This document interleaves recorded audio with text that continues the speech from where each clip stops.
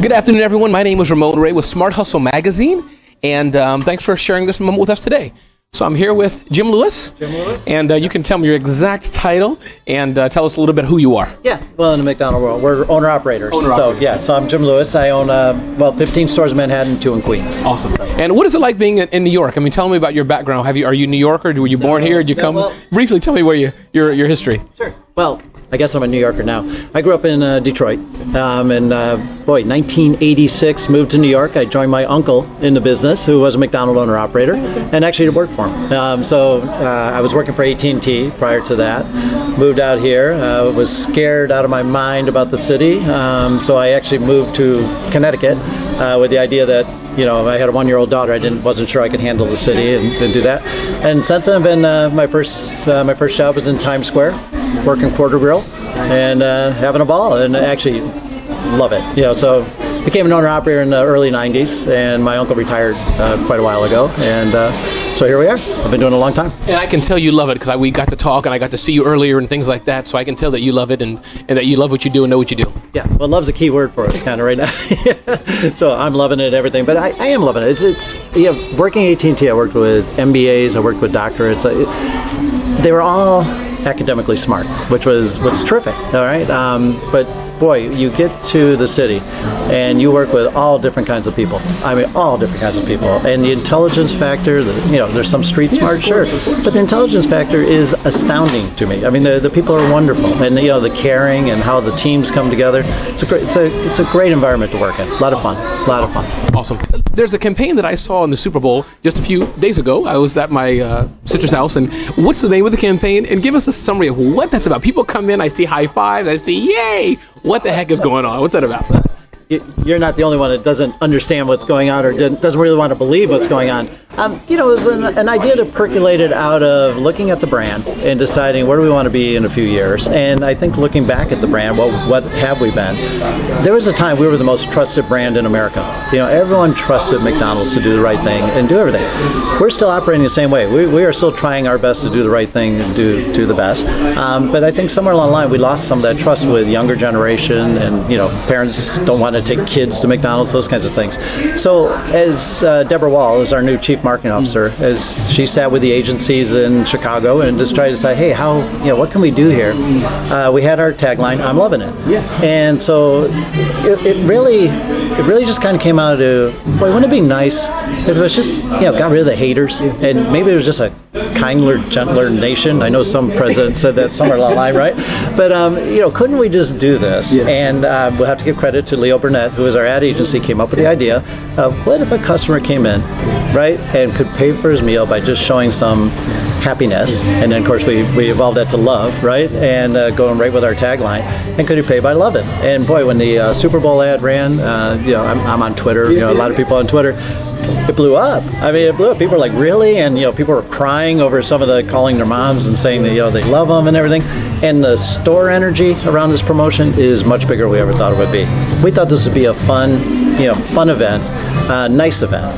It's been a huge event. I mean, the crews are all happy to do it. The people that work for us, the people that get it are truly moved. I have to tell you, you just saw one a little while ago, right? There's a big cheer from the crew. It just makes it a lot more fun to work here. And the person that receives that and paying by loving is astounded. They're just shocked. And when they do the nice thing, you can see they feel good about it. And so, who better than McDonald's, right? I mean, Happy Meals, everything. We're the ones that are trying to, frankly, earn your trust, right? And we love your trust.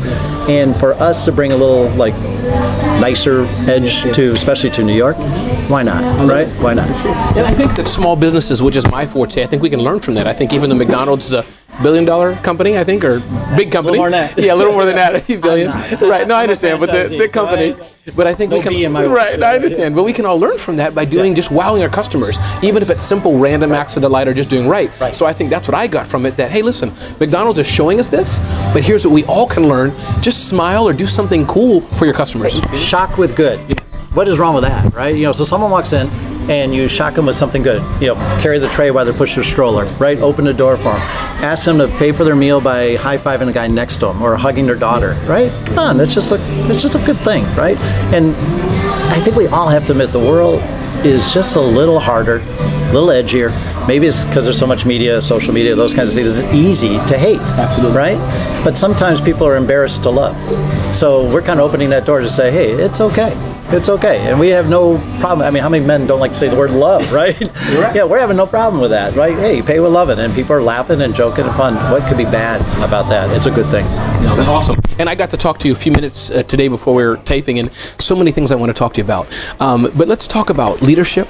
I'd love to talk about culture. Mm-hmm. Let's talk about hiring. I know you work with thousands, and the owners work with hundreds of millions, or whatever the number of young people. Yep. So maybe let's start with leadership. So I saw you today talking, having an inspection, kind of an internal inspection with McDonald's managers and looking at the hamburgers. You clearly had a passion for that. So talk about that. But my question to you was, how do you translate you as an owner? You're up here to everyone else, to the person who's flipping that burger from you.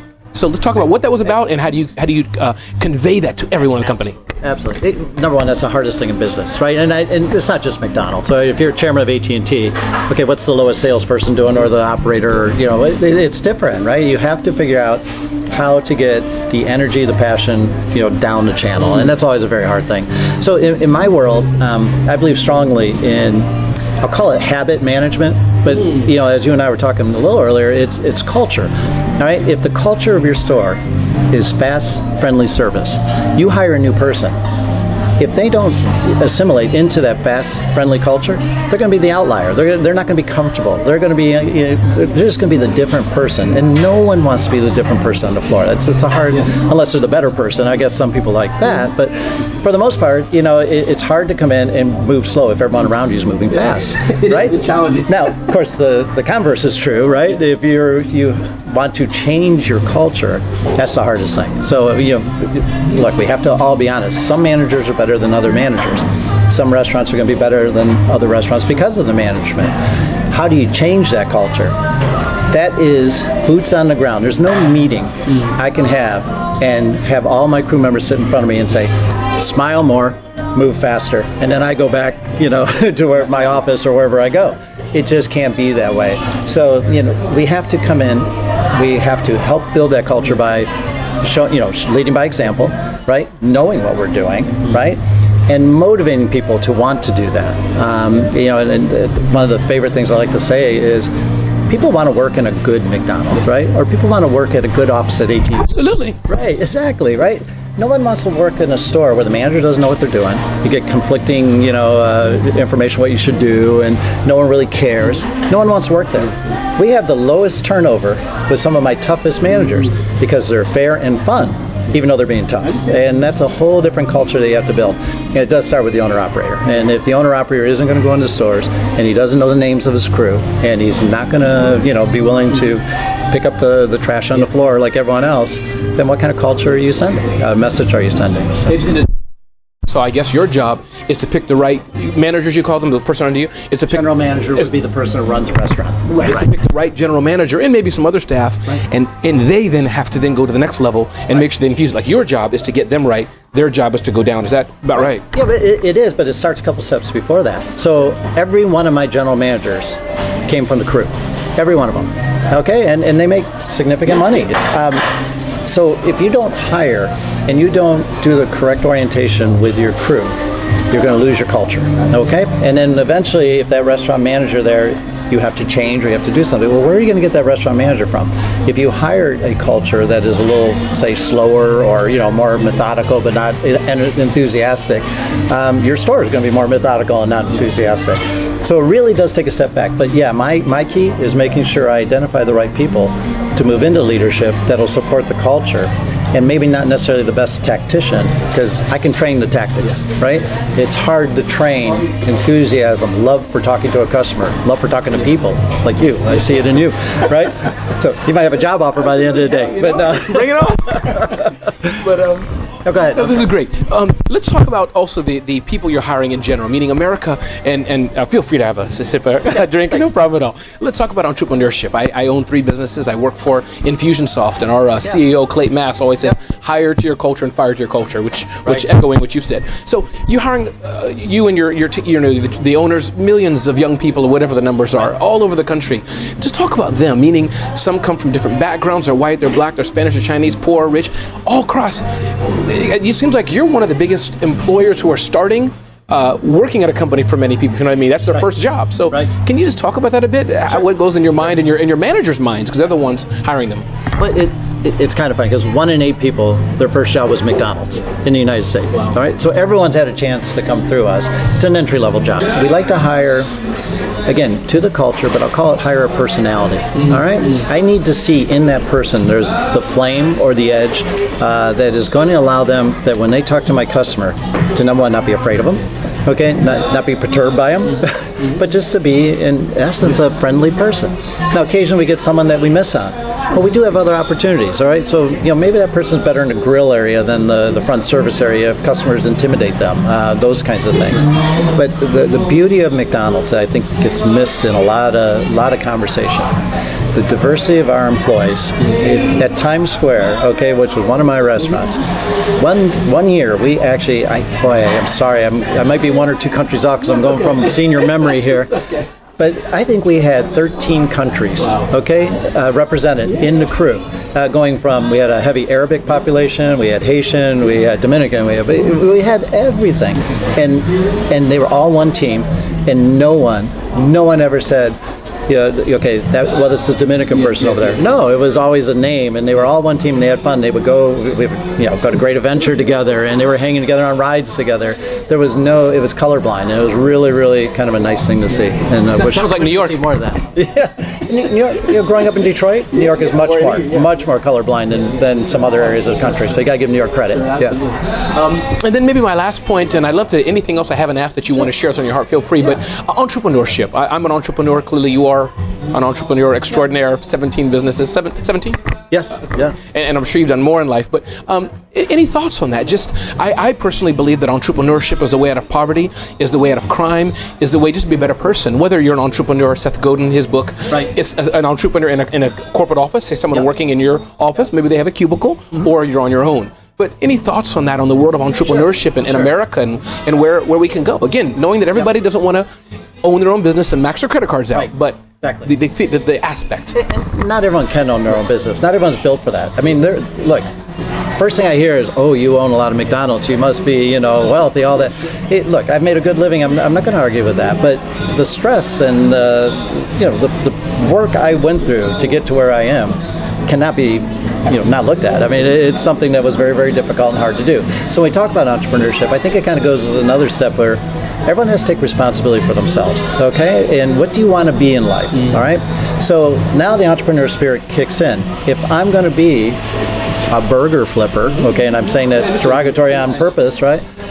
I should be the best damn burger flipper.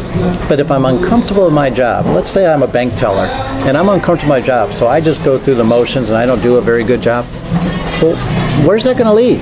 I'm either going to get fired, I'm either going to get very poor raises because I'm not doing very well, and then I'm going to blame the company because, I'm going to be 6-7 years into this and go, gee, I'm still here only making, whatever I'm making, right?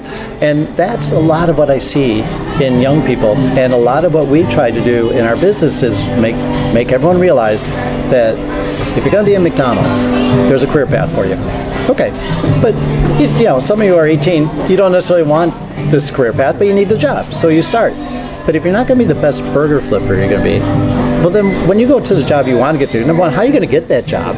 Number two, when you get there, if you're not 100% happy, you're just going to do a 70% job, because in the end, the only one who gets hurt in that is the person themselves that didn't take the responsibility to do the best they could, whatever level they're at. And good things happen to people that do the right thing and work hard. People that just, maybe get frustrated, get disappointed. And I'm not saying bad people, just frustrated or bored, all right? And it shows in their work. Well, they never get promoted. They never get to that dream job they want. And then they wake up and it's 20 years has passed, and they look around and go, well, everyone was unfair to me. I never got my shot. And I'd like to push that back and say you were unfair to yourself. You didn't give yourself the opportunity to get the shot. But anyway, that's my view on it. No, I love it. And it sounds to me, because you mentioned about your managers, most of your, again, general managers, most of your general managers are all, I think you said in your case, 100% used to work at McDonald's as a burger flipper or maybe a lower wage earner, and they've risen up. So if I can hear what you're saying is that when you're first starting out and you're unskilled, McDonald's is willing to train you. Absolutely. And you have to start possibly low, as it were, meaning at the beginning, and to move up. We hear the cheers. That's what do you call that? Paying by loving. Paying by loving. Paying by loving. But entrepreneurship, that's what McDonald's provides, and even any job, that young people can start at not the bottom, I hate to use that word, but start low, be trained, develop skills, and rise up. Is that? We're an entry-level position. You can come to me with no school, no experience, okay? But if you come to me with the right work ethic, you can succeed here. I don't know if I can do that at AT&T. I drove a truck to get to college. I went to college. I got a job at AT&T. I don't think a lot of my employees can walk into AT&T and say, "Hey, can I get an office job?" Right? It doesn't happen that way. But they could in 3, 4, whatever years after learning some skills in management. Absolutely, and that's the key. There's so many people stuck because they want to get to a certain level, and they don't want to go to the low level because they want the certain level. The certain level comes as you take the steps to get there. You don't just jump in the middle. It's hard to do that. But in McDonald's, it doesn't, even language barriers. If you're a good worker and you're a little struggling with language, you can work in our grill area, and we've had lots of people learn English here. We even have some English as second language courses that they can go to. And, so there's an awful lot of opportunity in any business, but I certainly believe there's a great amount of opportunity at McDonald's.